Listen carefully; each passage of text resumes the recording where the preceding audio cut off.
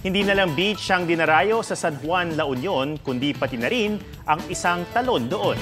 Yan ang Kaikanan Falls na tinaguri ang hidden gem ng mga taga San Juan. Malinis ang tubig at maganda ang rock formation. Swak din ito sa mahilig mag-nature tripping at may fear of heights dahil hindi naman kataasan ng talon. Ganon? Dinagsa naman ang Huba Huba Festival sa Hinubaan, Negros Occidental. Tampok dito ang mga kapuso na sina Pokwang, Sian Lim at Ashley Ortega na mainit na tinanggap ng mga residente. Ang mga Batanggenyo naman na mahilig mag-food trip, pinapasyalan ang Plaza Mabini sa Batangas City. Maraming pwedeng pagpilian tulad ng kakanin, mga inihaw at street food.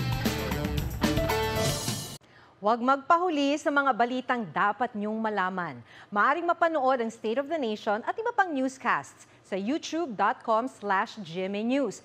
I-click lang ang subscribe button. Sa mga kapuso naman abroad, maaari kaming masubaybayan sa GMA Pinoy TV at www.gmanews.tv.